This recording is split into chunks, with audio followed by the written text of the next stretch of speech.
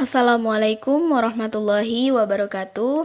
Saya Sofiatul Adawiyah, NIM 3118037. Di sini saya akan memaparkan atau menjelaskan apa itu domestifikasi. Mungkin banyak yang belum paham atau belum mengetahui apa itu domestifikasi perempuan.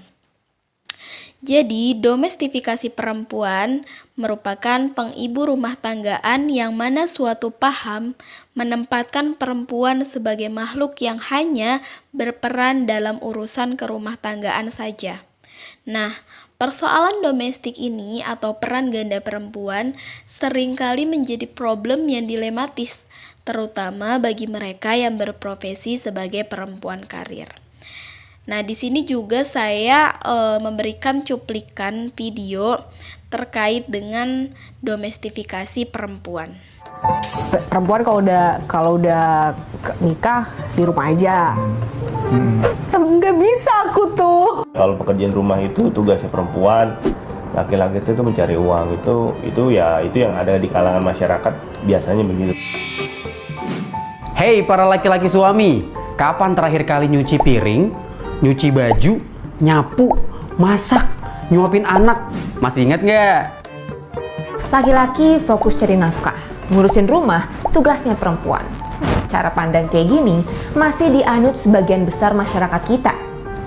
Jadi kayaknya dikit deh laki-laki yang nyuci piring, nyuci baju, apalagi masak. Pembagian kerja rumah tangga di Indonesia sempat diteliti platform survei Jakpat pada 2020. Hasilnya menunjukkan responden laki-laki dan perempuan tidak terlalu berbeda pendapatnya soal gambaran ideal tugas suami istri. Bagi mereka, peran domestik seperti urusan belanja, beberes rumah, mengurus anak, dan mengatur keuangan rumah tangga adalah tanggung jawab istri. Sedangkan suami berperan di ranah publik untuk mencari nafkah atau mengerjakan hal-hal bernuansa maskulin seperti ngebenerin peralatan rumah yang rusak. Kalau kita lihat dari cuplikan video tadi, bahwa pada umumnya budaya di Indonesia, perempuan mempunyai peran ganda. Beberapa peran dalam keluarga yang sifatnya non-kodrati hampir seluruhnya dibebankan kepada perempuan. Berbeda dengan laki-laki, di balik kodrat yang diembannya, perempuan tetap tidak dapat meninggalkan peran domestiknya dan membuat orang percaya sepenuhnya bahwa semua peran domestik itu memang garis takdir perempuan atau kodrat yang telah diciptakan Tuhan. Sedangkan kalau kita lihat pekerjaan yang dikerjakan oleh perempuan dalam rumah tangga itu begitu banyak ragamnya, mulai dari mengatur keuangan, memasak, terus menyiapkan beberapa menu kan sesuai dengan jumlah anggota keluarganya, merawat dan menjaga kebersihan rumah, terus juga menjaga dan merawat serta mendidik anak, serta memenuhi keperluan keluarga yang lainnya. Begitu banyak pekerjaan yang harus ditangani perempuan, tetapi ketika ditanyakan kepada laki-laki tentang pekerjaan istrinya, hampir pasti jawabannya adalah bahwa dia tidak bekerja dan hanya sebagai ibu rumah tangga. Padahal dengan begitu banyak dan berat pekerjaan perempuan dinilai tidak bekerja.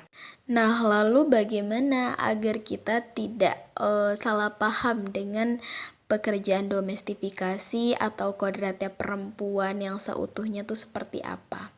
Kita coba lihat lagi dari pesan Nabi untuk selalu berpegang teguh kepada Al-Quran dan Sunnahnya.